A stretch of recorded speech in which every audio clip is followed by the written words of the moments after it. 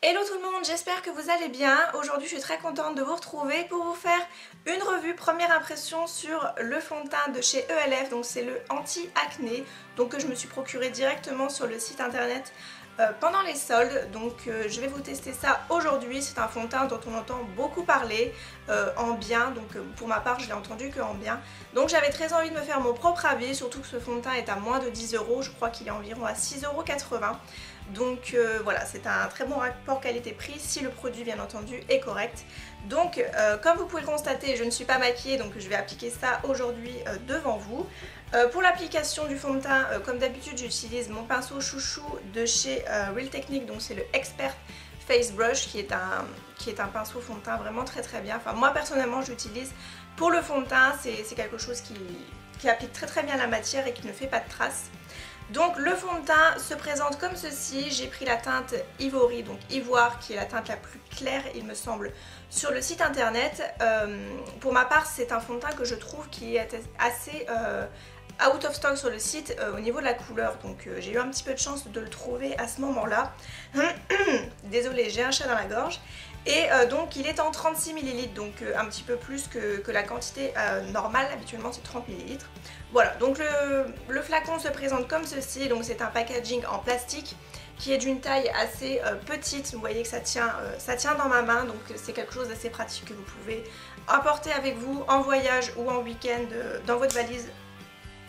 Très bien. Il est enrichi en tea tree et en aloe, donc je vous mettrai des annotations pour voir un petit peu ce qu'il promet comme texture ou comme rendu. Donc voilà comment ça se présente. Vous avez un petit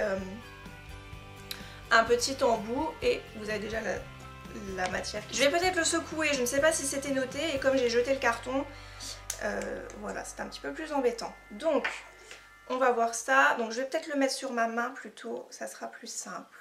Ah, donc c'est une texture qui est un peu crémeuse, ce n'est pas du tout liquide comme vous pouvez le voir. Donc j'espère que la couleur ça ira par contre, parce que... Donc j'avais déjà appliqué ma crème hydratante.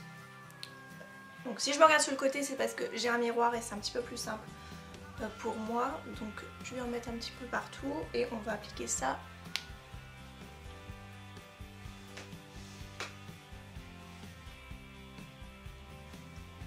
Alors il m'a l'air d'unifier plutôt pas mal, vu que sachant que j'ai des rougeurs, voilà, ça m'a l'air d'être pas mal. C'est une texture crème mais ça se travaille plutôt bien.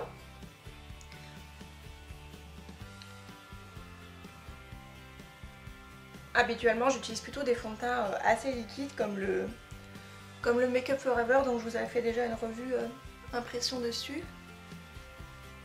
J'ai l'impression qu'ivoire c'est un peu trop foncé.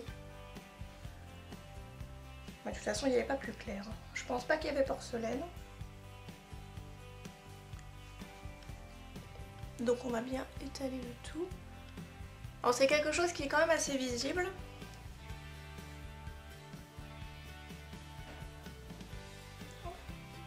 Peut-être bien au niveau des sourcils parce que ça fait des petites démarcations. Je vais en mettre un peu dans le cou parce que je vois une différence en fait.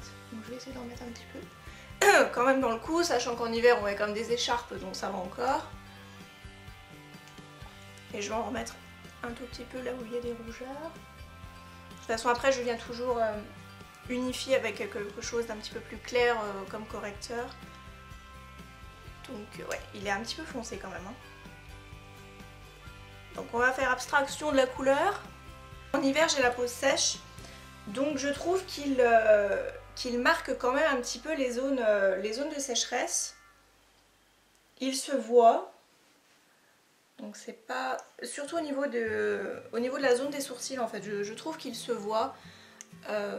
Ouais, ça fait ressortir le duvet, donc ça c'est vraiment pas joli du tout. Donc à voir si avec une poudre ensuite ça va corriger tout ça, parce que je trouve que c'est pas très joli. Je trouve qu'au niveau des pores ça les floute un petit peu, donc on les voit un petit peu moins.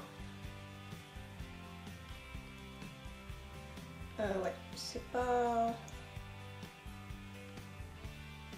le fond de teint le plus joli que j'ai pu tester. J'ai une préférence pour celui de chez Make Up Forever. il ne colle pas, donc ça c'est déjà un bon point. Ouais, je pense qu'il doit peut-être pas être trop adapté à un type de peau sèche, peut-être normal, ça ira peut-être mieux. Ouais.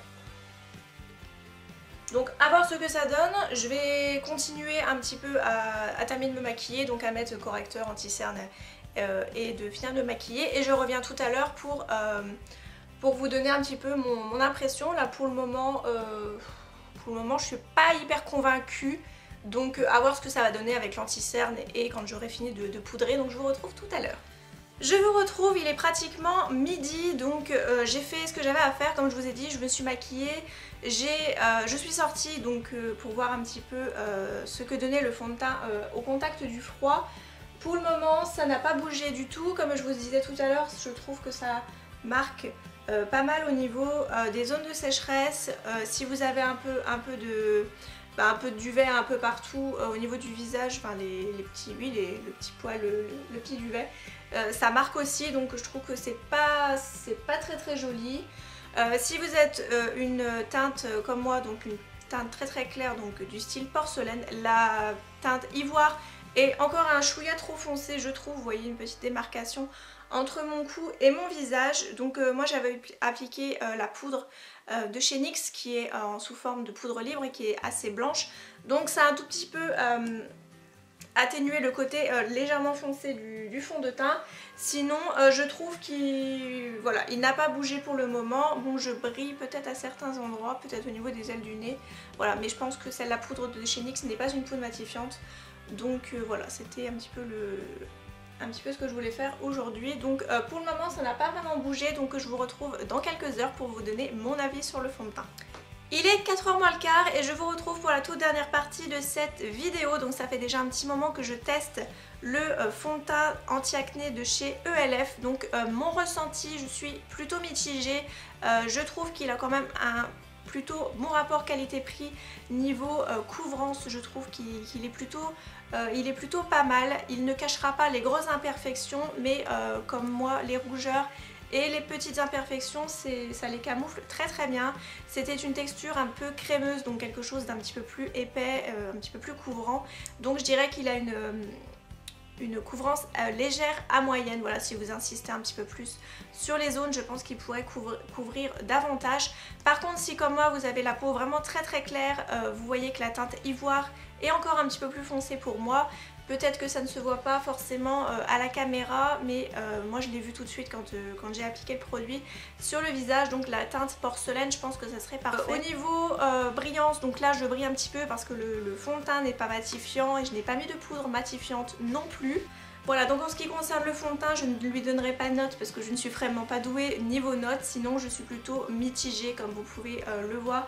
Au niveau du fond de teint, je trouve qu'il fait ressortir un petit peu le duvet et les zones de sécheresse. Donc c'est pas un fond de teint sur lequel je me replongerai à l'avenir. Voilà, donc j'espère en tout cas que la vidéo vous aura plu. Je vous retrouve très prochainement pour une nouvelle vidéo. Je vous embrasse et je vous dis à très bientôt.